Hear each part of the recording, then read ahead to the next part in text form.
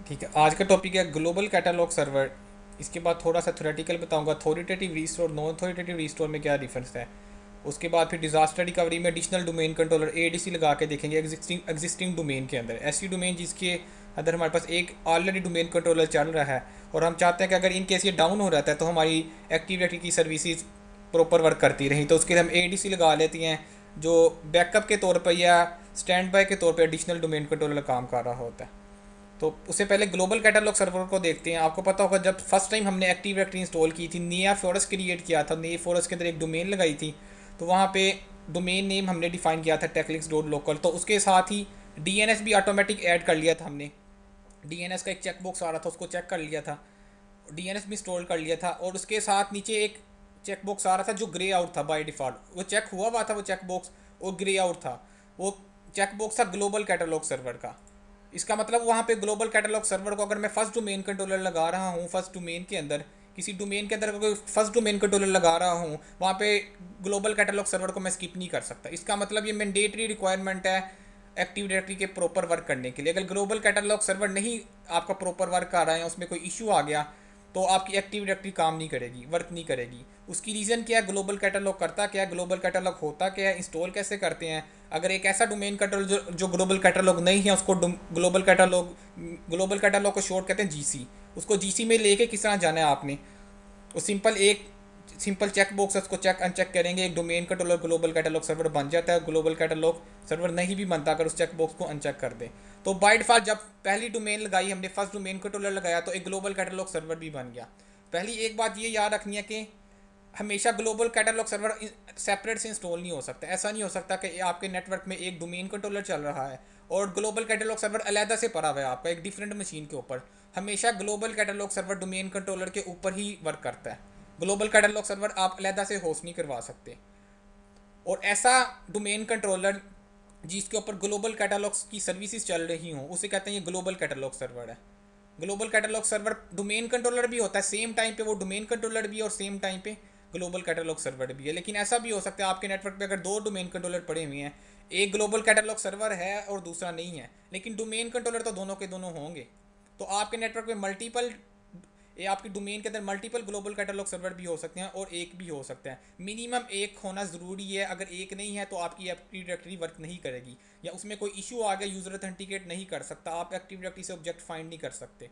तो global catalog server करता क्या है, global catalog server basically indexing information save करता है दूसरी डोमेन्स की।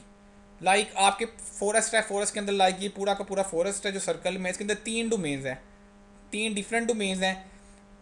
ये पेरेंट डोमेन है, इसके अंदर चाइल्ड डोमेन्स भी आ गई हैं, इसके अलावा डिफरेंट डोमेन्स भी हो सकती है, दो पेरेंट डोमेन आ गई। तो आपके फॉरेस्ट के अंदर जितनी डोमेन्स हैं उन सब की पार्शल इन्फॉर्मेशन, उन सब के ऑब्जेक्ट्स की पार्शल इन्फॉर्मेशन इंडेक्सिंग फॉर्म में इसके पास पड़ी होती है। लाइक आप एक डोमेन के अंदर बैठे हुए हैं, यहाँ पे मैं नीचे एक डायग्राम है, ये डोमेन है आपकी, आप इस डोमेन के अंदर वर्क कर रहे हैं और ये डिफरेंट डोमेन है। और आपकी ये डोमेन है, इसके अंदर दो डोमेन कंट्रोलर पड़े हुए हैं, एक ये डोमेन कंट्रोलर है और एक ये डोमेन कंट्रोलर है। अब ये ऐसा डोमेन कंट्रोलर है जिसको आपने ग्लोबल कैटलॉग सर्वर बनाया हुआ है। ग्लोबल कैटलॉग सर्वर के पास अपनी डोमेन के ऑब्जेक्ट की फुल इंफॉर्मेशन पड़ी होती है, प्लस जब आपने दूसरी डोमेन के साथ क्यूरी करनी है तो उसके लिए आप जाहिर सी बात है आपके डोमेन कंट्रोलर के ऊपर इंफॉर्मेशन पड़ी होगी, तो आप दूसरी डोमेन के साथ क्वेरी कर सकते हो। जब आप फॉर एग्जांपल सिक्योरिटी के टैब में आप यूज़र ऐड किया और वो यूज़र दूसरी डोमेन का था, जब तक आपके डोमेन कंट्रोलर को ये नहीं पता होगा कि ये ऑब्जेक्ट किस डोमेन का है, फॉरेस्ट की किस डोमेन का है, तो आप उस ऑब्जेक्ट को कैसे फाइंड करोगे, वहाँ उसको परमिशन ग्रांट कर सकते हो। तो ऑब्जेक्ट की बेसिकली फाइंडिंग के लिए यूज़ होता है। ऑब्जेक्ट फाइंड होगा तो आप उसको यूज़ कर सकते हो, उसको किसी ग्रुप के अंदर ऐड कर सकते हो फॉर मेंबरशिप, या उसको परमिशंस के तौर पे यूज़ कर सकते हो। बेसिकली ग्लोबल कैटलॉग ऑब्जेक्ट्स को फाइंड करता है। फाइंड कैसे करता है, इसके पास इंडेक्सिंग इन्फॉर्मेशन पड़ी होती है। इसकी एग्जांपल इसी तरह एक बुक है, बुक के अंदर से आपको कोई स्पेसिफिक की वर्ड, स्पेसिफिक वर्ड सर्च करना है, अगर आप वन बाय वन उसके पेजेस पे जाके फाइंड करना है, स्टार्ट कर दो page one, page two, page three पे देखना शुरू कर दो, तो अच्छा सा टाइम कंज्यूमिंग काम है।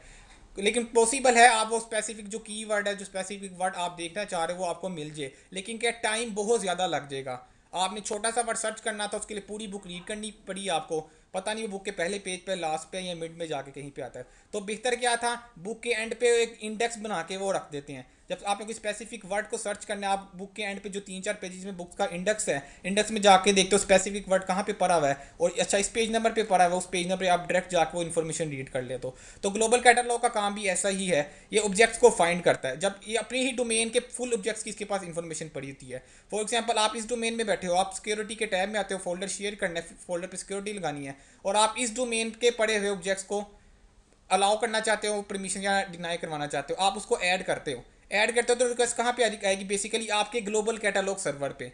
ग्लोबल कैटलॉग सर्वर को पता होगा ये जो ऑब्जेक्ट आपने जिसके ऊपर सिक्योरिटी लगाना चाह रहे हो, वो जल्दी से ग्लोबल कैटलॉग सर्वर उसके पास जो डेटाबेस पड़ी है, कैटलॉग पड़ा हुआ है, उसके अंदर इंडेक्सिंग इन्फॉर्मेशन, वो जल्दी से जाके उस पूरे के पूरे इंडेक्स के अंदर सर्च करेगा और बताएगा अच्छा ये वाला जो ऑब्जेक्ट है वो इस डोमेन का ऑब्जेक्ट है, अच्छा तुम इस डोमेन इस मशीन के इस डोमेन कंट्रोलर के पास चले जाओ। जब रिक्वेस्ट आपका ये ऑब्जेक्ट फाइंड करेगा, बेसिकली फाइंड करके इस डोमेन कंट्रोलर को दे देगा, इस डोमेन के अंदर पड़े हुए डोमेन कंट्रोलर को। इसको तो पता होगा ये ऑब्जेक्ट मेरे पास ही पड़ा हुआ है, तो ये ऑब्जेक्ट जल्दी से आपको रिस्पॉन्स कर देगा एलडैप के थ्रू।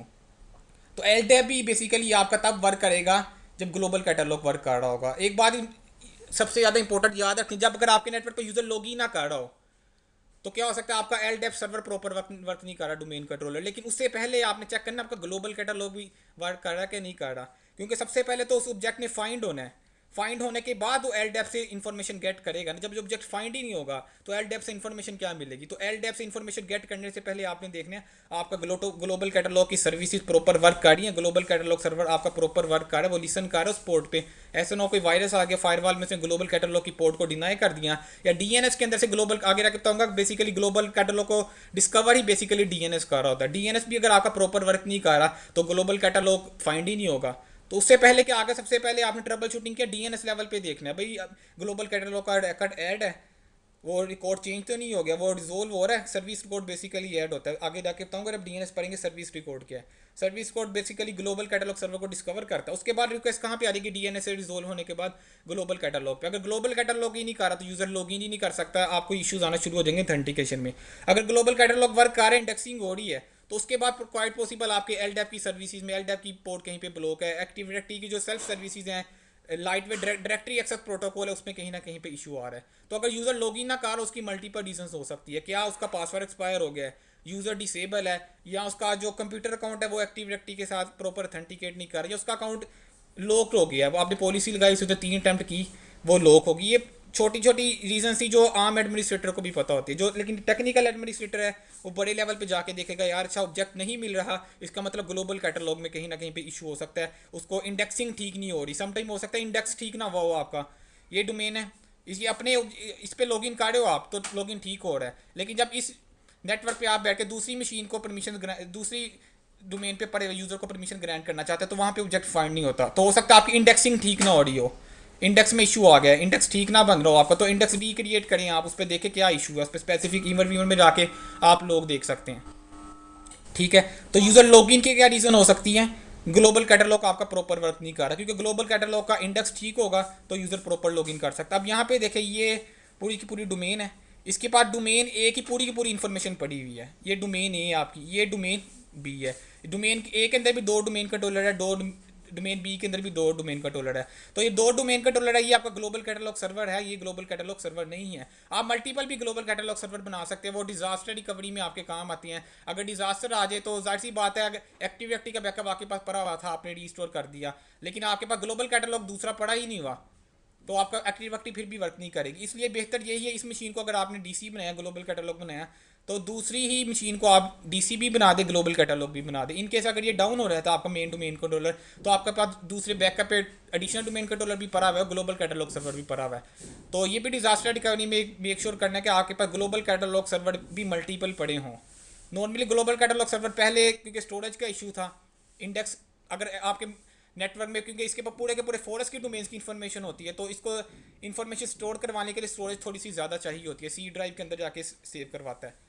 तो क्योंकि आजकल स्टोरेज का कोई इशू नहीं है, टेराबाइट्स में बहुत ज़्यादा स्टोरेज आ गई हैं, तो इसलिए कोशिश बेहतर यही है कि आप जितने डोमेन कंट्रोलर है सबको ग्लोबल कैटलॉग सर्वर बना दे। पहले क्या होता था, स्टोरेज का इशू होता था, मल्टीपल डोमेन्स होती थी, तो सी ड्राइव में आप चाहते थे स्पेस या बहुत ज़्यादा कंज्यूम हो जाती है ग्लोबल कैटलॉग की वजह से, तो आप उस डोमेन कंट्रोलर का ग्लोबल कैटलॉग नहीं बनाते थे। लेकिन आजकल मॉडर्न दौर आ गया है, तो इसमें आप स्टोरेज का कोई इशू नहीं रहा हमें, तो हर डोमेन कंट्रोलर को कोशिश करें ग्लोबल कैटलॉग सर्वर बना दे, लेकिन ये अब ऑप्शनल है दूसरे डोमेन कंट्रोलर को ग्लोबल कैटलॉग बनाना, क्योंकि आपके नेटवर्क में ऑलरेडी ग्लोबल कैटलॉग सर्वर था।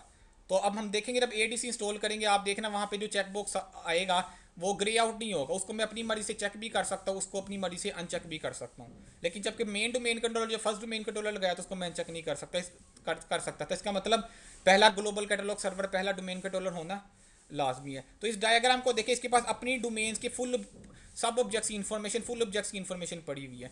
जबकि पास इसके पास डोमेन बी के ये जितने ऑब्जेक्ट्स है इसके अंदर सबकी पार्शियल इन्फॉर्मेशन पड़ी होगी। पार्शियल का मतलब इंडेक्सिंग इन्फॉर्मेशन पड़ी होगी रीड ओनली फॉर्म में। ये इसको खुद राइट नहीं कर सकता रीड ओनली फॉर्म में। और किस इंडेक्स के अंदर क्या क्या शामिल होता है, इंडेक्स के अंदर नॉर्मली कॉमन चीज़ें शामिल होती है, कॉमन एट्रीब्यूट्स की वैल्यू, लाइक इसका फर्स्ट नेम क्या, यूज़र का लास्ट नेम क्या, इसका ईमेल एड्रेस क्या, यानी कि ऐसे एट्रीब्यूट्स की वैल्यू जिसकी बेस पे यूजुअली सर्च किया जाता है ऑब्जेक्ट्स को। कुछ ऐसे एट्रीब्यूट्स हैं जो ग्लोबल कैटलॉग के अंदर इंडेक्स नहीं होते, लेकिन अगर हम कस्टम रिक्वायरमेंट हो तो हम इस डोमेन के अंदर पड़े हुए ऑब्जेक्ट का स्पेसिफिक एट्रीब्यूट की वैल्यू इसके अंदर इंडेक्स करवा सकते हैं। वो कहाँ से इंडेक्सिंग करवानी है वो नीचे जाके मैं आपको बताता हूँ, मैंने एक स्नैपशॉट भी लगाया है। तो इसके पास अपनी ऑब्जेक्ट की, हाँ स्कीमा में जाके वहाँ पे जाके बस आपको पब्लिश करवाना पड़ता है कि ये स्पेसिफिक एट्रीब्यूट है, ये ग्लोबल कैटलॉग सर्वर में इंडेक्स हो कि ना हो। ठीक है, स्कीमा में इस बिल्कुल स्कीमा की स्नैपिंग ओपन करेंगे, वहाँ पे हमारे पास एट्रीब्यूट्स आ रहे हैं, क्योंकि बेसिकली एट्रीब्यूट्स का पता होगा आपको एट्रीब्यूट्स के, जिस तरह मैंने यूज़र का फर्स्ट नेम दिया, यूज़र का लास्ट नेम दिया, यूज़र का ईमेल एड्रेस दिया, ये फर्स्ट नेम ये लास्ट नेम। जैसे यूज़र की प्रॉपर्टीज में जाते हो आप राइट क्लिक करके, वहाँ पे काफ़ी सारी वैल्यूज़ आ रही है, यूज़र का पीओ बॉक्स, यूज़र का ईमेल एड्रेस, यूज़र का फर्स्ट नेम, यूज़र का लास्ट नेम। ये जो फर्स्ट नेम है, ये जो लास्ट नेम है, ये ईमेल एड्रेस, इसे कहते हैं ये एट्रीब्यूट्स है। ऐसा नहीं फर्स्ट नेम के आगे उमर लिखा हुआ है तो उमर एट्रीब्यूट है, उमर एट्रीब्यूट नहीं है। जो फर्स्ट नेम लिखा हुआ है वो एट्रीब्यूट है, वो एट्रीब्यूट की वैल्यू है जो उमर लिखा हुआ है।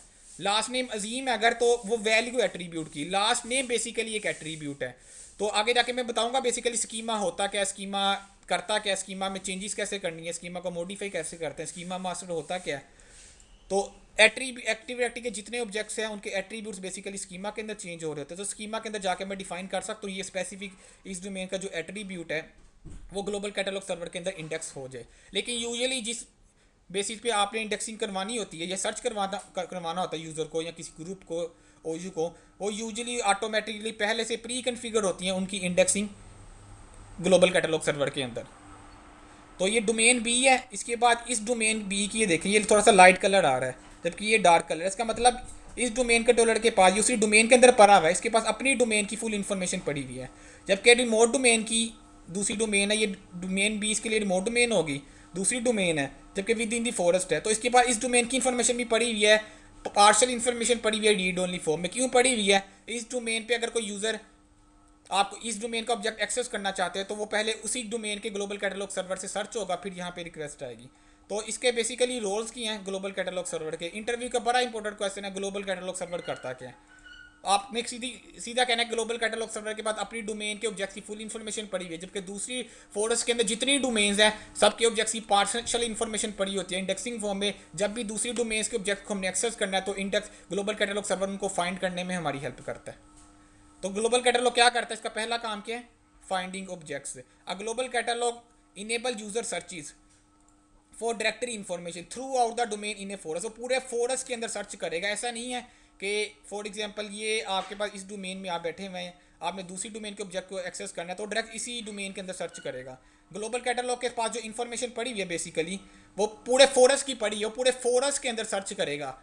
फोरस के अंदर 10 डोमेन्स के अंदर सर्च करेगा, जहाँ पे वो उसको इंडेक्स मिल जाएगा स्पेसिफिक वैल्यू, वहाँ पे वो आपको बता देगा ये फलां डोमेन में पड़ा हुआ है। तो पूरे फोरस के अंदर सर्च होती है। एक बात याद रखनी है, जिस डोमेन को एक्सेस करना है उस जिस डोमेन को आपने एक्सेस करना है उस डोमेन के लिए सर्च नहीं होगी, तो पूरे फोरस के अंदर सर्च करता है। लेकिन इतनी फास्ट सर्च करता है, इसकी सर्चिंग इतनी अच्छी है तो वो स्लो रिस्पॉन्स आपको कहीं पे ये नहीं लगेगा कि अगर 50 डोमेन्स आपके फोरस के अंदर लगी है तो ग्लोबल कैटलॉग का जो क्यूरी प्रोसेस है, जो इंडेक्सिंग फाइंडिंग इन्फॉर्मेशन है, उसका जो प्रोसेस है वो स्लो हो जाएगा। बहुत तेज़ी से ये सर्च करता है, तो इसमें इशू नहीं है। आपके फोरस के अंदर मल्टीपल डोमेन्स है, पूरे फोरस में सर्च करेगा तो ऑब्जेक्ट ढूंढने में इसको टाइम लगेगा। तो बहुत फास्ट प्रोसेस होता है इसका। ये क्या लिखा है, search is within a forest performed with maximum speed and minimum network traffic. ठीक है, ये लिखा है basically when you search for people or printer from the start menu और सर्च द एंटायर डायरेक्टरी। आपने देखो एंटायर डायरेक्टरी में आप सर्च करते हैं, फॉर एग्जांपल यूज़र के, मैं जाके दिखा देता हूँ थोड़ा सा यहाँ पे। फॉर एग्जांपल आप यहाँ पे आते हैं, कंप्यूटर मैनेजमेंट में जाते हैं, लोकल यूज़र एंड कंप्यूटर में जाते हैं, वहाँ पे जाके ऑब्जेक्ट को फाइंड करते हैं। फाइंड में लिखा होता आता है आप अगर डोमेन जो है टेक लिंक्स डॉट लोकल या इंटायर डायरेक्टरी, जब आप इंटायर डायरेक्टरी करेंगे बेसिकली रिक्वेस्ट कहाँ पे जाएगी सबसे पहले ग्लोबल कैटलॉग सर्वर के पास। फॉर एग्जांपल यहाँ पे मैं एक यूज़र ऐड करता हूँ, मैंने एक्टिव डायरेक्टरी से इन्फॉर्मेशन गेट करनी है, ऐड में जाके यहाँ पे मैं इंटायर डायरेक्टरी करता हूँ। इस मशीन को डोमेन ज्वाइन नहीं है तो यहाँ पे इंटायर डायरेक्टरी नहीं आ रहा, तो उसके लिए क्या करते हैं, डोमेन कंट्रोलर वाली मशीन पे जाता हूँ,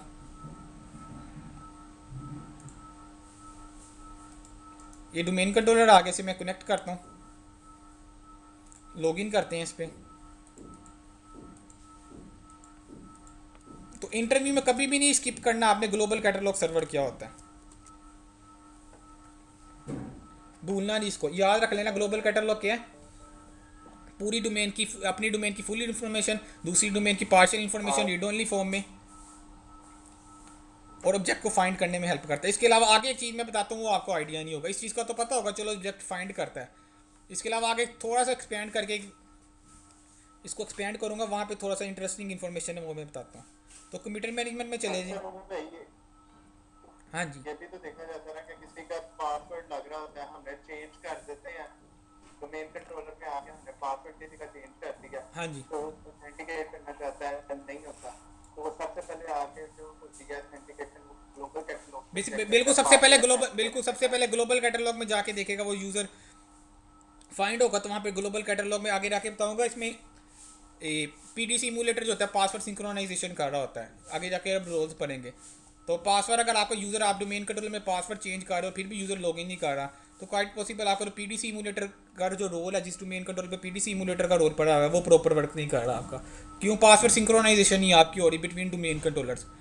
तब इश्यूज आते हैं अगर आपके नेटवर्क में मल्टीपल डोमेन कंट्रोलर पड़े हो। लाइक मैं यहाँ पे रहता हूँ लोकल यूज़र एंड कंप्यूटर, मजे की बात यहाँ पे ये आ भी नहीं रहा क्योंकि ये डोमेन कंट्रोलर है, मैं चाहता है ऐसी मशीन जिस पर डोमेन ज्वाइन हो। फॉर एग्जाम्पल मैं यहाँ पे आता हूँ, यहाँ पे जाके आपको ऑब्जेक्ट फाइंड करते हैं, डोमेन लेवल पे मैंने फाइंड किया, राइट क्लिक किया, यहाँ पे कहते हैं ऑब्जेक्ट को फाइंड करो, फाइंड करो, यहाँ पे आपके पास आ रहा है इन, और ये आके आ रहा है इंटायर डायरेक्टरी।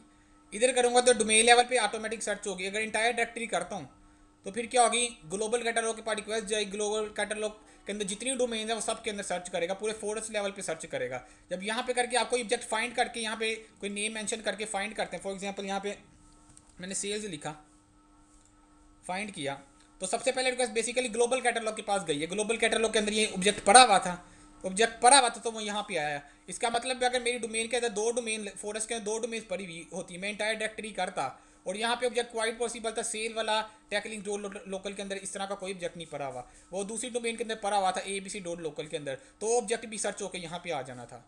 वो किस बेस पे आना था, ग्लोबल कैटलॉग के अंदर इंडेक्स पड़ा हुआ था, तो फिर आपको ये इन्फॉर्मेशन शो हुई है यहाँ पे। तो ये अगर आपकी सर्च ठीक काम नहीं कर रही, इसका मतलब ग्लोबल कैटलॉग लेवल पे कहीं ना कहीं इशू है और आपको ईवन में जाके ट्रबल शूट करना पड़ेगा। यूजुअली इशू आता नहीं ग्लोबल कैटलॉग सर्वर लेवल पे, ग्लोबल कैटलॉग की इंडेक्सिंग ठीक ना हो रही, वो तब भी आता है कोई वायरस आ गया, कोई मिसबिहेवियर सिस्टम ने करना स्टार्ट कर दिया है, स्पेसिफिक पोर्ट ब्लॉक है आपकी फायरवॉल में, आपने कोई ऐसा एंटीवायरस कर दिया उसने फायरवॉल पे सारी पोर्ट्स ब्लॉक कर दी, या कोई वायरस आ गया उसने रजिस्ट्री में वैल्यूज जाके चेंज कर दी, सी ड्राइव की प्रॉपर्टी में सिक्योरिटी के टैब में राइट्स खत्म कर दिए, तो तब भी इशू आ सकता है। नॉर्मली इंडेक्सिंग में कोई इशू आता नहीं, लेकिन अगर कहीं पे आ जाए तो आपको पता होना चाहिए किस लेवल पे जाके या किस साइट पे जाके, किस डोमेन लेवल पे जाके आपने इस इन्फॉर्मेशन को इस जो इशू आ रहा है इसको ट्रबल शूट करना है। तो क्या कर रहा था, फाइंड ऑब्जेक्ट्स कर रहा था, तो ये लिखा when you search for people or printer from the start में and you choose the entire directory, जैसे मैंने भी दिखाया option within a query you are searching a global catalog, इसका मतलब ग्लोबल कैटलॉग को सर्च कर रहे हैं। Once you enter your search request it is routed to the default global catalog port, इस पोर्ट पे अगर ये फायरवॉल में पोर्ट ब्लॉक है आपका क्वाइट पॉसिबल ग्लोबल कैटलॉग में इश्यूज आना स्टार्ट हो जाएंगे। और जब भी ग्लोबल कैटलॉग किसी डोमेन कंट्रोलर को बनाते हैं ऑटोमेटिकली फायरवॉल पे पोर्ट अलाउ हो जाती है, मैनुअली जाके एडमिनिस्ट्रेटर को कोई रूल ऐड डिफाइन नहीं करना पड़ता। And send to global catalog for resolution, तो ग्लोबल कैटलॉग को उसकी रिक्वेस्ट सेंड कर दी जाती है जब आप सर्च करते हैं। तो एक क्या था, ऑब्जेक्ट्स को बेसिकली फाइंड कर रहा है। दूसरा ये चीज़ ज़रा समझिए, सप्लाइज यूजर प्रिंसिपल ऑथेंटिकेशन, इसको मैं थोड़ा सा एक्सपेंड करके यहाँ पे पेंट ओपन कर लेता हूँ, यहाँ पे बताता हूँ।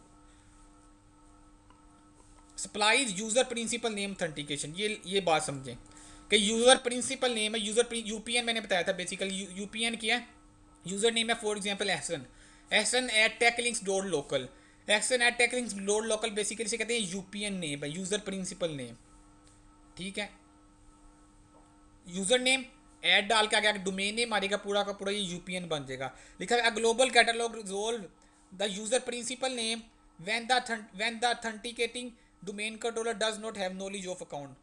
कहता है कि अब आप लॉगिन करते हैं, जिस डोमेन पे लॉगिन कर रहे हैं आपको डोमेन कंट्रोलर को उस यूपीएन का नहीं पता। अगर नहीं पता तो कैसे होगा, डोमेन कंट्रोलर को नहीं पता, इसका मतलब वो किसको पता है, ग्लोबल कैटलॉग को। यहाँ पे मैं एग्जांपल देता हूँ, फॉर एग्जांपल एक डोमेन ये आपके पास सेम फॉरेस्ट है, सेम फॉरेस्ट के अंदर दो डोमेन्स है आपकी। एक डोमेन यहाँ पे बात समझनी है थोड़ी सी, यहाँ पे कॉन्सेप्ट क्लियर होगा आपका। एक है टेकलिंक्स डॉट लोकल फॉर एग्जांपल, दूसरी डोमेन को यहाँ पे लिख लेते हैं कोई सी भी abc डॉट लोकल या abc डॉट कॉम। और इस डोमेन पे जो user account for example abc dot local है, इस पे एक यूज़र अकाउंट बना हुआ है, पड़ा हुआ है sn@abc डॉट लोकल। बात समझनी है थोड़ी सी आपने, एक यूज़र अकाउंट है वो इस एक्टिव डायरेक्टरी के अंदर पड़ा हुआ है, इस एक्टिव डायरेक्टरी के डोमेन कंट्रोलर के ऊपर। और फॉर एग्जांपल यहाँ पे एक मशीन है, उसने ये वाली डोमेन ज्वाइन की हुई है। अब ये मशीन अब डोमेन ज्वाइन करेगी, तो ये किसने कौन सी डोमेन ज्वाइन की हुई है, यहाँ पे मैं लिख रहा हूँ थैंक्स लिंक डॉट लोकल। और एक यूज़र अकाउंट है फॉर एग्जांपल, यहाँ पे मैं फिर लिख लेता हूँ आसिम एट, एक पॉइंट बस आपने जो मैं समझाना चाह रहा हूँ उसको पकड़ना है। एक यूज़र है वो इस डोमेन पे पड़ा हुआ है sn@abc.local, एक है asim@techlinks.local, वो इस डोमेन पे पड़ा हुआ है। यूजुअली क्या होता है, आपने जिस मशीन इस मशीन ने जो भी कंप्यूटर है इसने जो सी डोमेन को ज्वाइन किया होता है, यूजुअली उसके ऊपर उसी डोमेन का यूज़र लॉगिन कर रहा होता है। अब एक मशीन है, इसने techlinks.local डोमेन को ज्वाइन किया हुआ है और ये asim.techlinks.local इस डोमेन के डॉलर के ऊपर पड़ा हुआ है, इस डोमेन के अंदर पड़ा हुआ है। तो asim@techlinks.local अगर इसके अंदर आके लॉगिन करता है तो लॉगिन मैं पूछूंगा लॉगिन हो जाएगा, आप कहेंगे हाँ लॉगिन हो जाएगा, क्यों, इसने इस डोमेन को ज्वाइन किया हुआ है। समझ लगी इस बात की कि जिस डोमेन को ज्वाइन किया हुआ है उस डोमेन पे पड़ा हुआ यूज़र लॉगिन हो सकता है। ठीक हो गया, क्यों, वो तो रिक्वेस्ट उसके सीधा डोमेन कंट्रोलर के पास आई और वो उस डोमेन कंट्रोलर को तो उस ऑब्जेक्ट का पता था, अच्छा ये मेरे पास पड़ा हुआ है, उसका यूजर पासवर्ड भी पड़ा हुआ था इस डोमेन कंट्रोलर के पास, तो जाहिर सी बात है ऑब्वियसली वो ऑथेंटिकेट करके लॉगिन करवा देगा। अब क्वेश्चन समझ है, क्वेश्चन मेरा ये है कि आसिम साहब है यहाँ पे, सॉरी एहसन है, इसको रेड कर लेते हैं यहाँ से। मैं कहता हूँ कि एहसन@abc.local ये यूज़र आ जाता है इस मशीन पे। अगर ये यूज़र इस मशीन पे आके लॉगिन करना चाहे, लेकिन यहाँ पे ये भी है ना, एक यूज़र था, एक मशीन ये थी, इसने कौन सी डोमेन ज्वाइन की हुई थी, ये वाली। तो अगर ऐसा एक्शन इस पर लॉगिन करता है तो लॉगिन कर जाएगा, क्यों, इसने तो abc डॉट लोकल डोमेन को ज्वाइन किया हुआ है। लेकिन इधर मैं थोड़ा सा रिवर्स कर रहा हूँ, उल्ट कर रहा हूँ, मैं कह रहा हूँ कि एक्शन जो है abc डॉट लोकल डोमेन पे पड़ा है वो लॉगिन करना चाहता है एक ऐसी मशीन पे जिसने डोमेन ज्वाइन की हुई है techlinks डॉट लोकल वाली, क्या लॉगिन कर सकता है, क्वेश्चन ये है। तो जिसका कॉन्सेप्ट वीक है वो कहेगा नहीं, क्यों, ये यूज़र तो इधर पड़ा हुआ है। लेकिन जिसको ग्लोबल कैटलॉग का पता है वो कहेगा कर सकता है, क्यों, यहाँ पे जो ग्लोबल कैटलॉग है एक डोमेन कंट्रोलर पड़ा हुआ है और वो क्या है आपके यहाँ पे मैं जीसी लिख रहा हूँ, ग्लोबल कैटलॉग सर्वर है, उसको पता है कि ग्लोबल कैटलॉग के पास दूसरी डोमेन्स की इन्फॉर्मेशन पड़ी होती है उस सब्जेक्ट्स की, तो पड़ी होती है, कोई ना कोई तो चक्कर होगा, इन्फॉर्मेशन रखने का कोई ना कोई तो होगा बेनिफिट हमें कि इन्फॉर्मेशन रखता है, कल को कोई ना कोई हम इससे इन्फॉर्मेशन गेट करेंगे, हमें बताएगा वहाँ तक, तो फिर दूसरी डोमेन पे भी मैं लॉगिन कर सकते होंगे जिसको ग्लोबल कैटलॉग का पता होगा। तो बिल्कुल इन्फॉर्मेशन ग्लोबल कैटलॉग के पास दूसरी डोमेन्स की सेव करवाने का पर्पज़ ही ये था कि अगर इस मशीन पे बैठा हुआ यूज़र, एक तो मैंने बता दिया ना परमिशन ग्रांट करनी है आपने सिक्योरिटी के टैब में जाके, और ऑब्जेक्ट यहाँ पे पड़ा हुआ है तो रिक्वेस्ट फिर भी कहाँ आएंगी, ग्लोबल कैटलॉग पे। दूसरा इंटायर डायरेक्टिव वाला बताया ऑब्जेक्ट सर्च होगा तो भी ग्लोबल कैटलॉग में सर्च होगा। दूसरा अगर मैंने बता दिया कि यूनिवर्सल ग्रुप जो आपके पास है, ग्लोबल ग्रुप है, उसमें अगर आपने मेंबरशिप वगैरह अगर दूसरी डोमेन की करनी हो तो फिर भी कहाँ पे सर्च होता है, ग्लोबल कैटलॉग सर्वर के पास जाके। तो यहाँ पे एक्शन उठ के यहाँ पे आता है, इस पर लॉगिन करता है तो लॉगिन हो जाएगा, बिल्कुल लॉगिन हो जाएगा, कोई इशू नहीं है। अगर आपके नेटवर्क पे दो डोमेन पड़ी हुई हैं और एक मशीन ने एक डोमेन ज्वाइन की हुई है जबकि यूज़र दूसरी डोमेन का, तो लॉगिन हो सकता है। पहली बात इसका आंसर क्या, यूज़र बिल्कुल लॉगिन हो सकता है, एहसन@abc डॉट लोकल लोकल आता है तो techlinks डॉट लोकल वाली मशीन पे लॉगिन हो सकता है। हाँ जी, इसके लिए क्या नहीं बनाएंगे,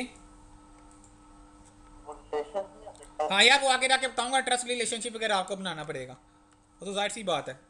ट्रस्ट रिलेशनशिप आगे जाके मैं बताया को छोड़ दो, इनके बीच में जाहिर सी बात है कोई ना कोई कन्फिग्रेशन होगी, इनके बाद TR क्रिएट करना पड़ेगा, ट्रस्ट रिलेशनशिप जो है बिटवीन डोमेन्स। ठीक है, वो क्रिएट करोगे तो जाहिर सी बात है दोनों के डोमेन एक दूसरे को ट्रस्ट कर सकती हैं, 2 वे ट्रस्ट रिलेशनशिप। दो तरह के ट्रस्ट रिलेशनशिप होते हैं, 1 वे आगे एक 2 वे। फिलहाल इस चीज़ को बीच में ना लेके हो। अभी बात किसकी कर रहे हैं कि लॉगिन कर सकता है। अच्छा था कि जाहिर सी बात है ट्रस्ट रिलेशनशिप होगा तो लॉगिन कर सकता है। अब एक डोमेन ने अगर दूसरी डोमेन के ऑब्जेक्ट्स को एक्सेस करना है, ये भी पेरेंट डोमेन है, ये अलग से पेरेंट डोमेन है, तो जब भी एक डोमेन ने दूसरी डोमेन के ऑब्जेक्ट को एक्सेस करना है तो उनके दरमियान कोई ना कोई ट्रस्ट रिलेशनशिप क्रिएट करेंगे हम। ट्रस्ट रिलेशनशिप क्रिएट करेंगे, फिर यहाँ के ऑब्जेक्ट यहाँ एक्सेस हो सकते हैं और यहाँ के रिसोर्सेज इस डोमेन पे जाके एक्सेस हो सकते हैं। ट्रस्ट रिलेशनशिप अंडरस्टूड सी बात है। तो अभी यहाँ पे मैंने बताया कि लॉगिन हो सकता है। लॉगिन होने के बाद रिक्वेस्ट कहाँ पे आएगी बेसिकली। और एक चीज़ और बता दूँ, मैंने शायद बताई हो, अगर यहाँ पे अगर यूनिवर्सल ग्रुप है आपके पास, इस डोमेन पे एक यूनिवर्सल ग्रुप पड़ा हुआ है, मैंने बताया था यूनिवर्सल ग्रुप पूरे फोरस के अंदर विजिबिलिटी होती है, प्लस उसकी मेंबरशिप पूरे फोरस के अंदर होती है। यहाँ पे आप आके इस डोमेन का एक्शन को इस ऊपर राइट देना चाहें तो दे देंगे, रिगार्डलेस यहाँ पे कोई ट्रस्ट रिलेशनशिप नहीं होगा। Universal group don't care about trust relationship. उसकी रीज़न यही है कि बेसिकली यूनिवर्सल ग्रुप की इंफॉर्मेशन ग्लोबल कैटलॉग सर्वर के अंदर ही सेव होती है। ये बात का किसी को नहीं पता होता। उस समय तक अगर यूनिवर्सल ग्रुप आपने क्रिएट किया और उसके लिए एक मेंबरशिप दूसरे यूज़र की ऐड करनी है दूसरी डोमेन की, तो उसके लिए भी ट्रस्ट रिलेशनशिप होना चाहिए। तो ट्रस्ट रिलेशनशिप इधर नहीं होना चाहिए, आपके पास ज़रूरी नहीं है ट्रस्ट रिलेशनशिप का होना। ट्रस्ट रिलेशनशिप नहीं भी है तो आप फिर भी दूसरी डोमेन के यूज़र ऐड कर सकते हैं उस ग्रुप के अंदर, अगर उस ग्रुप की टाइप यूनिवर्सल ग्रुप है। उसकी रीज़न ये होती है कि जो यूनिवर्सल ग्रुप है उसकी इन्फॉर्मेशन ग्लोबल कैटलॉग के अंदर सेव हो रही होती है। अब ग्लोबल कैटलॉग के अंदर सेव होगी, ग्लोबल कैटलॉग तो पूरे फोरस पे सर्च करता है, उसको ये नहीं पता, ज़रूरी नहीं है कि वो आगे ट्रस्ट रिलेशनशिप बना हो के नहीं। फिलहाल यहाँ पे भी इतना था कि SN@abc.local जो है टैकलिंग.local वाली मशीन पे आता है, लॉगिन करता है, लॉगिन हो जाता है। आंसर था यस, लॉगिन हो जाएगा। अब फ्लो क्या होगा, फ्लो क्या होगा, SN ने लॉगिन किया टैकलिंग.local वाली मशीन पे, तो रिक्वेस्ट कहाँ पे आ गई, DNS से रिजोल्व हुआ नेम, ग्लोबल कैटलॉग कहाँ पे पड़ा हुआ है, तो इस मशीन के अंदर पता लगा ग्लोबल कैटलॉग इस मशीन पे पड़ा हुआ है, तो रिक्वेस्ट ग्लोबल कैटलॉग सर्वर पे आ गई। ग्लोबल कैटलॉग ने जल्दी से सर्च किया, उसने देखा कि अच्छा यार ये वाला जो ऑब्जेक्ट है SN@abc.local, तो उसने कहा कि ये ऑब्जेक्ट पड़ा हुआ है यहाँ पे इस डोमेन के अंदर, इस डोमेन के अंदर ये डोमेन कंट्रोलर फॉर एग्जांपल पड़ा, रिक्वेस्ट इसके डोमेन कंट्रोलर पे आ गई।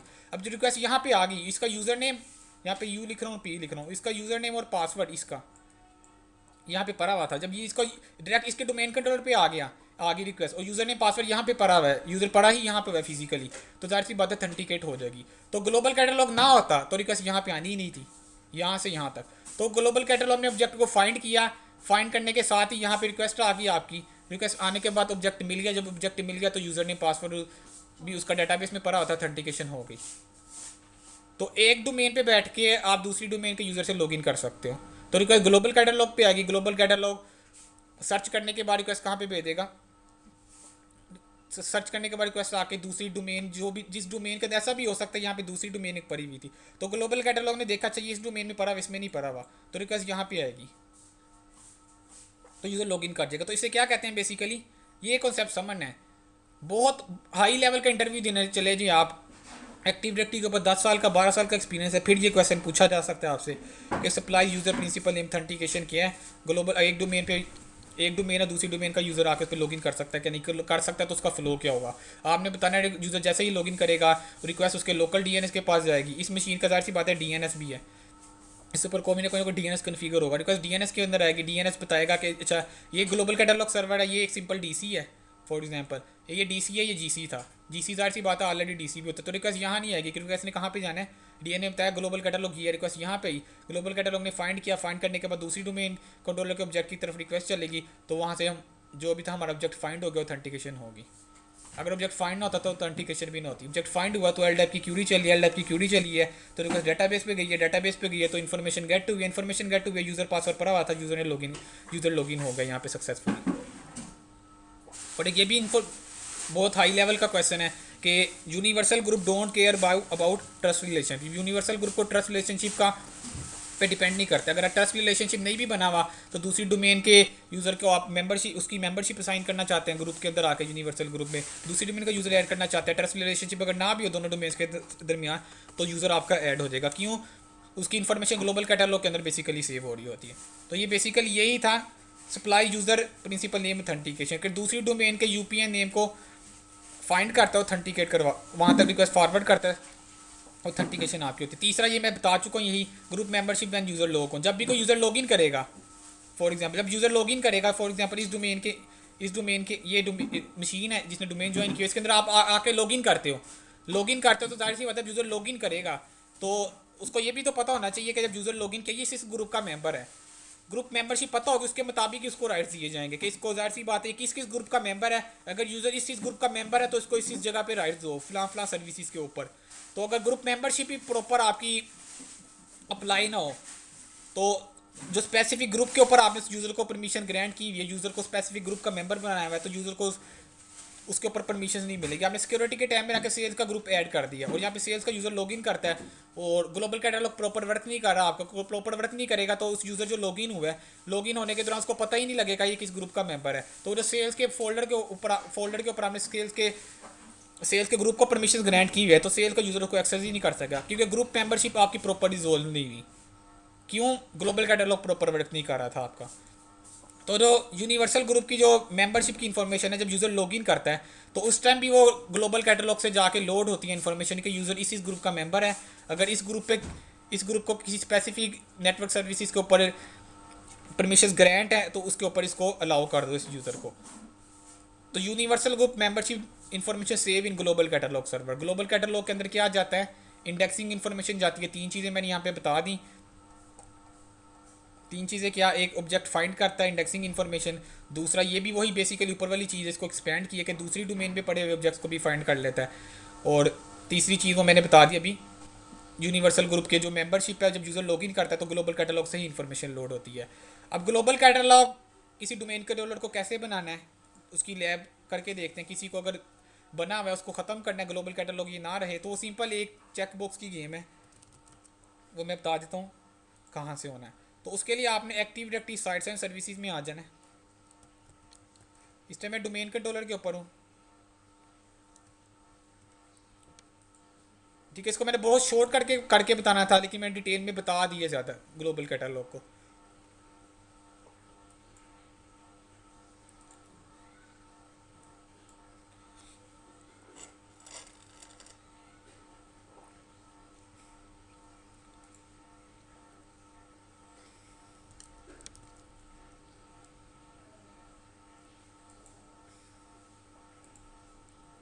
तो active directory sites and services open हो गई हैं। तो साइट्स एंड सर्विसेज पे अलहदा से लेक्चर है, मैंने बताया था पाकिस्तान एक यूएस है, दो डिफरेंट ब्रांचेज है आपके पास एक डोमेन के अंदर। तो उनकी साइट्स एंड सर्विसेज किस तरह कन्फिगर करनी है। कुछ यूज़र यूएसए में है, कुछ पाकिस्तान में है, तो वहाँ के यूज़र अथेंटिकेट भी करना चाहते हैं, यहाँ के यूज़र भी डोमेन कंट्रोलर के साथ अथेंटिकेट करना चाहते हैं। तो आप दो डिफरेंट फिजिकल जियोग्राफिकल लोकेशन आपके पास हैं, तो उसको किस तरह मैनेज करना है उसके लिए हम इस कंसोल में काम करेंगे active directory sites and services में। तो उसके लिए यहाँ पे सर्वर्स में है बाय डिफ़ॉल्ट, मैंने बताया था जब फर्स्ट डोमेन कंट्रोलर बनता है तो एक साइट बन जाती है जिसका नाम क्या होता है? Default first sight name.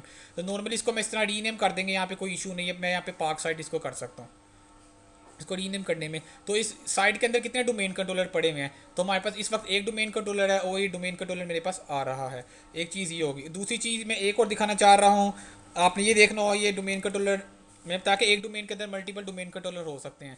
आपने ये देखना हो ये वाला domain controller global catalog server है कि नहीं है, वो कहाँ से देखने हैं? उसके लिए आप एक active directory users and computers में आते हैं।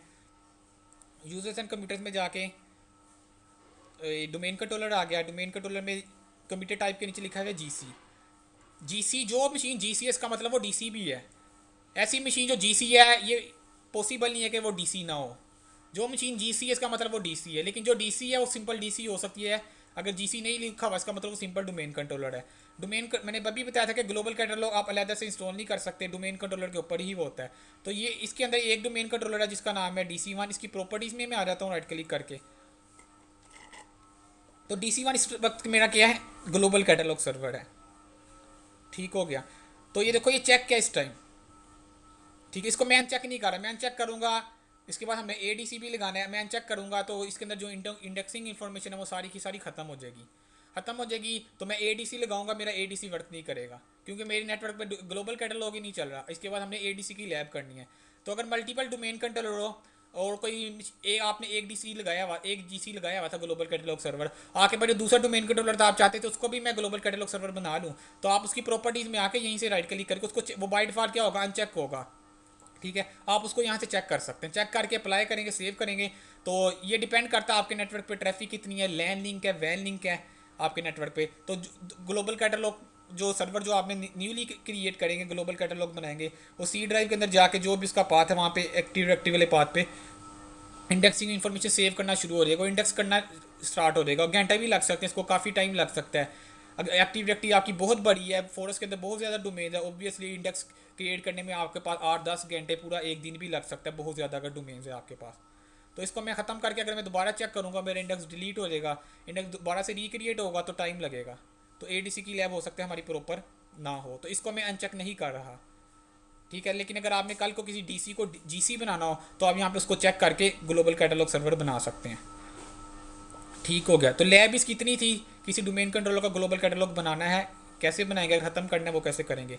अब मैंने बताया कि इसके अंदर इंडेक्सिंग इन्फॉर्मेशन सेव होती है। अब वो इंडेक्स कैसे देखना है, ये बेसिकली जब मैं स्कीमा बताऊंगा, स्कीमा का स्नैपिंग बताऊंगा, बाय डिफ़ॉल्ट स्कीमा का स्नैपिंग डिसेबल होता है सिक्योरिटी रीजन की वजह से, ताकि स्कीमा के स्नैपिंग को कोई एक्सेस ना कर सके। तो स्कीमा का स्नैपिंग बाय डिफ़ॉल्ट विजिबल नहीं होता, उसको विजिबल कराने के लिए उसकी एक DLL फाइल है, उसको इनेबल करवाना पड़ता है।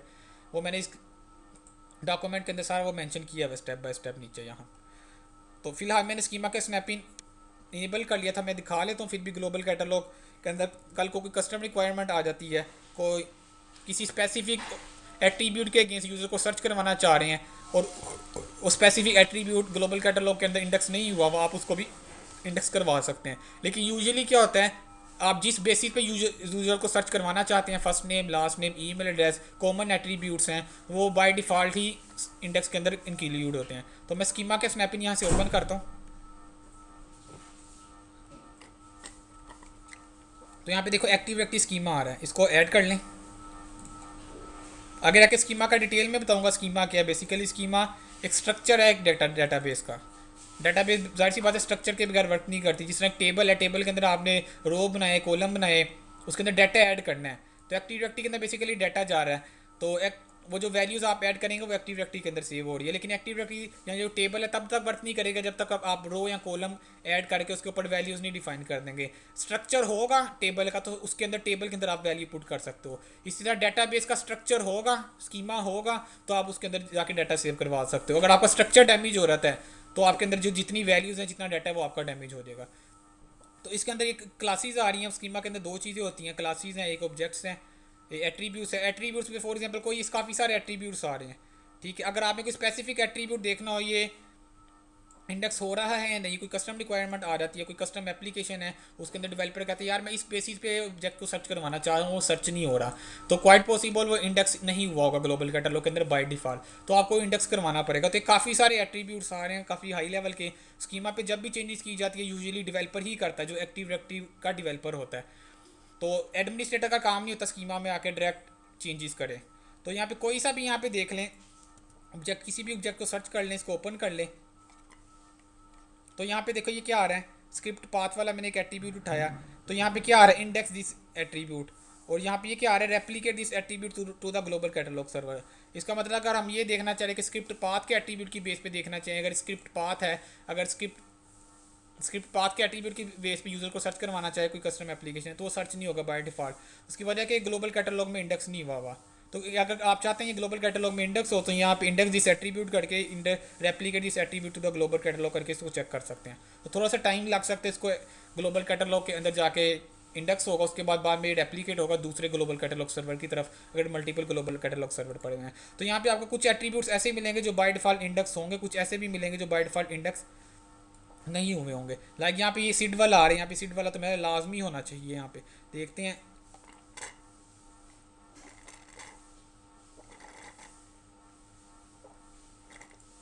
सिड के भी मल्टीपल आ रहे हैं, ठीक है जी सर। ये भी नहीं आ रहा, एक सिंपल सिड वाला आ रहा होता है, वो मिहाला होता है इसमें, ठीक है। इसमें यूजुअली वही शामिल होंगे जिसकी बेस पे इंडेक्सिंग होती है इन्फॉर्मेशन। अभी यूज़र का ऐसे ना आ गया, सर नेम आ गया, ठीक है। जाहिर सी बात है सर नेम की बेस पे यूजुअली इन्फॉर्मेशन गेट की जाती है यूज़र की सर्च के अंदर फर्स्ट नेम, लास्ट नेम वगैरह सर नेम देके तो आप इन्फॉर्मेशन गेट करते हैं, तो सर्च करते हैं उस बेस पे। तो ये देखिए ये ऑलरेडी, क्योंकि ये कॉमन था, कॉमन एट्रीब्यूट था, तो वो ऑलरेडी देखिए इंडेक्स हुआ हुआ है, ग्लोबल कैटलॉग के अंदर भी हुआ हुआ है।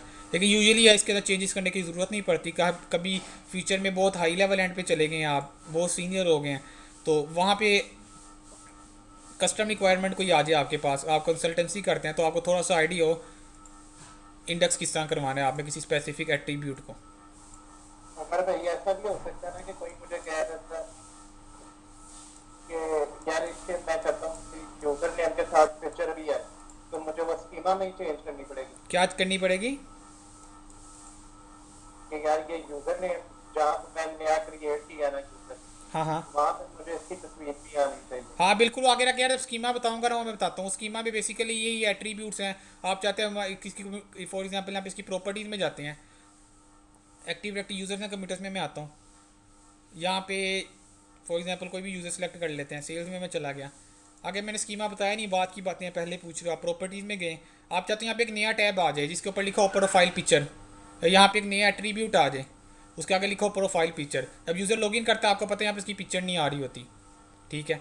आप चाहते हैं कि जब एक्टिविटी का यूज़र लॉगिन करे उसकी प्रोफाइल पिक्चर भी है, कंपनी की रिक्वायरमेंट है जब यूज़र लॉगिन करे जिसको उसकी पिक्चर नजर आए प्रोफाइल पिक्चर। तो आप यहाँ पे एक नए स्कीमा के अंदर चेंज करोगे ज़ाहिर सी बात है एट्रीब्यूट्स आ रहे हैं, फर्स्ट नेम है लास्ट नेम एट्रीब्यूट है। आप एक नया एट्रीब्यूट यहाँ पे ऐड करोगे प्रोफाइल पिक्चर के नाम से, यहाँ पे ब्राउज का बटन ऐड करोगे और वहाँ से पिक्चर ब्राउज करके आप अप्लाई करके सेव करो, अगर यूज़र लॉगिन करेगा उसकी प्रोफाइल पिक्चर भी शो होगी।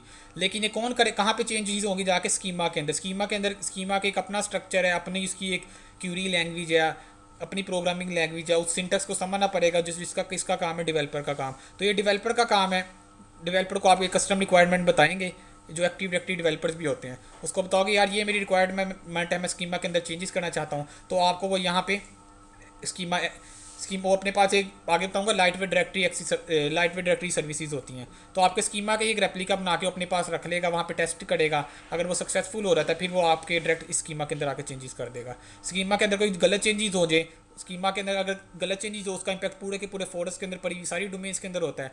अगर स्कीमा के अंदर कोई आपने कोई गलत प्रोग्रामिंग कर दी तो आपका स्कीमा डैमेज हो गया, आपकी पूरी की पूरी एक्टिव डायरेक्टरी फाड़ी गया, इवन कि वो पूरी की पूरी एक्टिव डायरेक्टरी नहीं, पूरा का पूरा फोरस आपका डैमेज हो सकता है।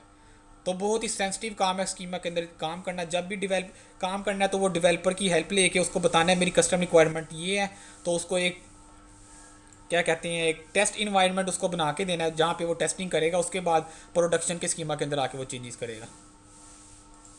ठीक हो गया, ये था ग्लोबल कैटलॉग, बहुत ज़्यादा डिटेल में बताया है। अब करेंगे बाकी मैंने नेक्स्ट लेक्चर में। ठीक हो गया, क्या या एडीसी लगा के देख लेते हैं? एडीसी की कर ले लैब, क्या है एडीसी? चलो एडीसी उसकी लैब कर लेते हैं, ठीक है। इंस्टॉलेशन कम से कम उसकी लगा लेते हैं, तो बाकी देख लेंगे नेक्स्ट लेक्चर में। अब आ रहे हैं एडिशनल डोमेन कंट्रोलर। क्वेश्चन ये है कि एडिशनल डोमेन कंट्रोलर लगाना क्यों है।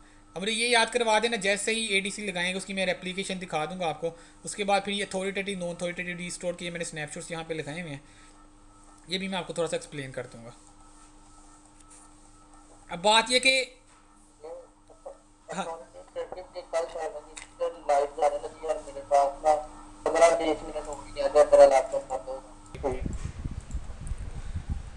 ठीक है। अब एडिशनल डोमेन कंट्रोलर हमने अपने नेटवर्क में लगाना है, उसमें ये किया deploy ADC additional domain controller. ऐसा डोमेन कंट्रोलर जो एडिशनल डोमेन कंट्रोलर है डोमेन कंट्रोलर ही, लेकिन एडिशनल डोमेन कंट्रोलर। आपको पता है एक डोमेन के अंदर मल्टीपल डोमेन कंट्रोलर आ सकते हैं, 2 लगाएं, 4 लगाए, 5 लगाए। डीसी एक ही आता है आपके नेटवर्क में, जबकि एडीसी मल्टीपल होते हैं। डीसी को डीसी क्यों कहते हैं, एडीसी को एडीसी क्यों कहते हैं, वो आने वाले 1-2 लेक्चर्स के बाद बताऊंगा जब फिज्मो रोल्स पढ़ेंगे, ठीक है। तो अभी हमने डीसी लगा हुआ है हमारे नेटवर्क में, हमने एडीसी लगाना है, जो इसको बैकअप डीसी भी कहते हैं, जिसको स्टैंड बाय डीसी भी कहते हैं। Deploy ADC in an existing domain, existing domain के अंदर एक नया एडीसी लगाना है। बेसिकली एडीसी को क्या कहते हैं, ADC is a mirror copy और रेप्लिका ऑफ डीसी। तो एडीसी और डीसी एक दूसरे का रेप्लिका होते हैं। हम रेप्लिका समझते हैं ना, कॉपी का मतलब क्या है, जितना डाटा डीसी के ऊपर पड़ा होगा एक्टिव डायरेक्टरी का, वो सेम एज इट इज 100% सारा का सारा डाटा एडीसी के ऊपर भी पड़ा होगा। जितने user accounts, computer accounts, organisational user groups, security accounts, service account, जितना डाटा एक्टिव डायरेक्टरी का या DNS active directory integrated zone DNS का डाटा जितना पड़ा है डीसी के ऊपर, वो सारा का सारा एडीसी के ऊपर पड़ा होगा। तो ये दोनों एक दूसरे का रेप्लिका भी होते हैं। रेप्लिका होने का बेनिफिट क्या है, अगर डीसी डाउन कर जाता है तो एडीसी आपका स्टैंड बाय मोड पे होगा और स्टैंड बाय मोड पे सर्विसेज प्रोवाइड कर रहा होगा। रेप्लिका क्या है? रेप्लिका मतलब कॉपी। रेप्लिकेशन क्या होती है कि डीसी के अंदर जब कोई चेंजेस करेंगे आप वो एडीसी पे चली जाएगी। डीसी पे जाके आपने कोई नया यूजर अकाउंट बनाया वो ऑटोमेटिकली एडीसी पे रेप्लिकेट हो गया, या आपने एडीसी पे जाके कोई नया यूजर अकाउंट बनाया वो ऑटोमेटिकली डीसी पे रेप्लिकेट हो गया। न्यू ऑब्जेक्ट क्रिएशन की बात नहीं कर रहा, कुछ चेंजेस की बात कर रहा हूँ। आप किसी यूज़र की प्रॉपर्टीज में जाके कोई वैल्यू चेंज करते हैं डीसी पे जाके या एडीसी पे जाके, तो आप इसमें रेप्लिकेशन हो जाती है। ये टू वे रेप्लिकेशन है। इंटरव्यू में पूछा रहता है डीसी और एडीसी के दरमियान रेप्लिकेशन वन वे होती है या टू वे, तो ये टू वे रेप्लिकेशन है। डीसी की चेंजेस एडीसी पर, एडीसी की चेंजेस डीसी पर। इसे कहते हैं even trigger application between DC and ADC अगर विद इन दी साइट है। अगर डिफरेंट साइट के अंदर है तो वो स्केजुअल रेप्लिकेशन होती है। उसको जब साइट्स एंड सर्विसेज पढ़ेंगे तब बताऊंगा। फिलहाल डीसी और एडीसी जो हमारा सिनेरियो हम विद इन दी साइट लगाने लगे हैं दूसरा डीसी, तो replication between DC and ADC even trigger होती है। इवन ट्रिगर का मतलब जैसे ही कोई चेंजेस आएंगी वो रेप्लिकेशन हो जाएगी। तो आपके नेटवर्क में एक डीसी चल रहा है, तो आप चाहते हैं कि अगर डीसी डाउन हो जाए फॉर एग्जांपल, तो आपके नेटवर्क पे सर्विसेज जो यूज़र ऑथेंटिकेशन उसमें इशू ना आए। तो क्वेश्चन है एडीसी लगाना क्यों है? Why we need to deploy ADC in our environment? पहली रीज़न के डिजास्टर रिकवरी। क्या अब देखिए ये यूज़र है for example SharePoint server पड़ा हुआ है, शेयर पॉइंट ऑथेंटिकेशन करनी है डोमेन कंट्रोलर से। Client user want to log in authenticate with SharePoint server, what if domain controller goes down? ये डीसी डाउन हो जाता है, क्लाइंट लॉग इन करता है, क्लाइंट इस मशीन पे आया, शेयर पॉइंट को एक्सेस किया, रिक्वेस्ट शेयर पॉइंट सर्वर पे आ गई, शेयर पॉइंट ने ऑथेंटिकेशन करनी है, वो डीसी के पास गया, डीसी आगे से डाउन था तो ज़ाहिर सी बात है सर्विसेज इसको नहीं मिलेगी, ऑथेंटिकेशन नहीं होगी, शेयर पॉइंट पे क्लाइंट लॉग इन नहीं कर सकता। ये था जब सिंगल डोमेन कंट्रोलर आपके नेटवर्क पे लगा हुआ था। लेकिन अगर आप एडीसी लगा लेंगे फिर क्या होगा? अभी देखिए क्लाइंट ऑथेंटिकेशन करना चाहते हैं, शेयर पॉइंट पे रिक्वेस्ट आई, डीसी आपका डाउन था, तो रिक्वेस्ट कहाँ पे चली गई? आपकी एडीसी के पास। ये क्रॉस यहाँ पे लिखा है, इसका मतलब ये डाउन है। डाउन का मतलब क्या है? इसकी हार्ड डिस्क उड़गी, इसका ऑपरेटिंग सिस्टम क्रैश हो गया, ये नेटवर्क से अनप्लग था, रीचेबल ही नहीं था नेटवर्क पे, या ये क्लाइंट के लिए रीचेबल नहीं था। तो रिक्वेस्ट कहाँ पे आ जाएगी? एडिशनल डोमेन कंट्रोलर के पास। ये प्राइमरी डोमेन कंट्रोलर आ गया, ये मेन डोमेन कंट्रोलर है, ये एडिशनल डोमेन कंट्रोलर है, ये बैकअप पे काम कर रहा है आपका। इन केस ये डाउन होता है तो रिक्वेस्ट तो ये यूज़र क्लाइंट ऑथेंटिकेट कर रहा है। लेकिन ऐसा भी हो सकता है सेम टाइम पे रिक्वेस्ट यहाँ पे अगर पहले आ गई डीएनएस के थ्रू, डीएनएस ने इसका नाम बता दिया, बेसिकली एलडैप की क्यूरी हुई, डीएनएस के पास रिक्वेस्ट गई, डीएनएस के अंदर इसका भी कोड है वो ऐड होगा, इसका भी डीएनएस ने इसके पास अगर रिक्वेस्ट भेजी तो ऑथेंटिकेशन इसके पास आएगी तो सक्सेसफुल हो जाएगी। अगर ये डाउन है तो ऑथेंटिकेशन आपका एडीसी कर देगा, ऑथेंटिकेशन में कोई इशू नहीं आएगा। तो बेनिफिट क्या होगा? देखिए डीसी डाउन है आपका लेकिन एडीसी सर्विसेज प्रोवाइड कर रहे हैं। इसी तरह कोई दूसरा क्लाइंट आएगा तो एडीसी उसको यूज़र ने पासवर्ड प्रोवाइड करेगा, क्योंकि एडीसी के पास यूज़र पासवर्ड पड़ा होगा, डीसी के अंदर जितना डाटा था वो एडीसी के पास पड़ा हुआ है। जब एडीसी के पास सारा का सारा डाटा पड़ा हुआ है, सारी की सारी डाटा बेस सेम है, तो यूज़र लॉग इन कर सकता है। तो बेनिफिट क्या हुआ? अगर एक डोमेन कंट्रोलर डाउन है आपके नेटवर्क में तो दूसरा डोमेन कंट्रोलर सर्विसेज प्रोवाइड करता रहेगा। तो एक बात याद रखनी है, डीसी और एडीसी ये मैंने बताया कि ये एक्टिव मोड में है, ये स्टैंड बाय मोड में है, ये सर्विस इसके लिए। अब ये क्लाइंट्स के लिए एक्टिव मोड में है domain controller, additional domain controller clients के लिए स्टैंड बाय मोड पे है। जब डीसी डाउन होगा तो एडिशनल डोमेन कंट्रोलर अपनी सर्विसेज है वो प्रोवाइड करता है। लेकिन यूजुअली जो डोमेन कंट्रोलर सर्विसेज प्रोवाइड कर रहा है ऑथेंटिकेशन वगैरह की, वो ये स्टैंड बाय मोड में एडिशनल डोमेन कंट्रोलर भी प्रोवाइड कर रहा होता है। तो ऐसा नहीं है कि अगर डीसी के डाउन होने पर ही एडीसी ऑथेंटिकेट करेगा, नहीं, अगर दोनों अलाइव है आपके नेटवर्क पे तो लोड बैलेंसिंग भी आपकी हो रहती है, कुछ रिक्वेस्ट यहाँ पे आएगी कुछ यहाँ पे आएंगी डीएनएस के थ्रू, तो ऑथेंटिकेशन कभी डीसी से होगी कभी एडीसी के थ्रू हो रही होगी। लेकिन इसको एक्टिव मोड में क्यों कहते हैं, इसको स्टैंड बाय मोड में क्यों कहते हैं, ऐसी क्या रीज़न है इसको डीसी कहते हैं इसको एडीसी कहते हैं? तो उसके लिए आने वाले लेक्चर में फिज्मो रोज में बताऊंगा इस स्टैंड बाय मोड में क्या होता है, स्टैंड बाय मोड का मतलब क्या है, एक्टिव मोड का मतलब क्या है। Active mode stand by mode का मतलब ये नहीं है कि सारी की सारी रिक्वेस्ट आनी ही डोमेन कंट्रोलर पे है, जब डोमेन कंट्रोलर डाउन हो रहेगा तब एडिशनल डोमेन कंट्रोलर पे आएगी। एक्टिव स्टैंड बाय मोड का कभी भी मतलब ये नहीं लेना, ठीक है। तो एक बात ये एक्टिव मोड में है क्लाइंट्स के लिए, ये स्टैंड बाय मोड पे है क्लाइंट्स के लिए, जबकि ये आपस में एक दूसरे के साथ एक्टिव मोड में है। एक्टिव मोड में एक दूसरे के साथ होने का मतलब कि जैसे ही कोई चेंजेस इसमें करूँगा वो इसमें, जैसे ही कोई चेंजेस एडीसी में करूँगा वो इसमें। तो यहाँ पे ये सर्कल में है, इसका मतलब आपस में दोनों एक्टिव मोड में है। इसका मतलब है दोनों एक दूसरे के साथ डायरेक्ट कम्युनिकेशन कर रहे हैं, डायरेक्ट रेप्लिकेशन कर रहे हैं। यहाँ पे क्या लिखा हुआ है, two way replication between DC and ADC. जैसे ही यहाँ पे कोई चेंज आएगी तो ऑटोमेटिक वो चेंजेस यहाँ पे रेप्लिकेट हो जाएंगी। इसी तरह डीसी में कोई चेंजेस आएंगी ऑटोमेटिकली यहाँ पे रेप्लिकेट हो जाएंगी। तो ये आपस में एक्टिव एक्टिव होते हैं, जबकि सर्विसेज प्रोवाइड करने में क्लाइंट्स को एक एक्टिव मोड में होगा, एक स्टैंड बाय मोड में होगा। अगर आपके पास 5 एडीसी लगे हुए हैं तो पांचों के पांचों स्टैंड बाय मोड में होंगे, जबकि डीसी हमेशा एक्टिव मोड में होगा। तो एक्टिव मोड में एक ही डोमेन कंट्रोलर आपका होता है, बाकी सारे के सारे स्टैंड बाय मोड में होंगे। ठीक है, बेसिकली रोल्स का डिफरेंस है इनमें। रोल्स आगे जाके बताऊंगा। कुछ ऐसे ऑपरेशन है जो डीसी ही सिर्फ कर सकता है, एडीसी नहीं कर सकता।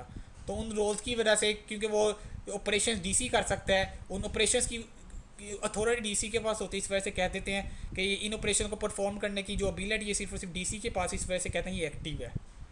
लेकिन जो यूजुअली टास्क है, यूज़र क्रिएट करने हैं, ग्रुप मेंबरशिप चेंज करनी है, आपने यूज़र की ऑथेंटिकेशन करवानी है, तो वो उस केस में बिकॉज डीसी भी इंटरटेन करवा सकता है उसको, एडीसी भी इंटरटेन करवा सकता है। तो अब आगे जाके ये चीज़ समझनी है, ऊपर इन प्रैक्टिकल इन्वायरमेंट में जाके काम आएगी। इसके बाद लैब हम करेंगे नेक्स्ट लेक्चर में।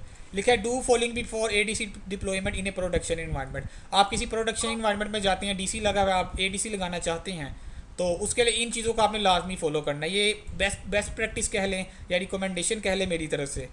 उसमें क्या है, सेट या rename appropriate host name for ADC machine. जो एडीसी मशीन है उसका स्पेसिफिक आपने जो भी अप्रोप्रिएट होस्ट नेम है आपने वो सेट कर लेना है उसके मुताबिक, ताकि मशीन की आइडेंटिफिकेशन ईजी हो जाए। बाय डिफ़ॉल्ट क्या होता है, WIN, इससे लंबा सा एक लंबे से डिजिट का एक नाम होता है। ठीक है, लंबे करेक्टर्स का ज़्यादा था, 12 करेक्टर का आई थिंक।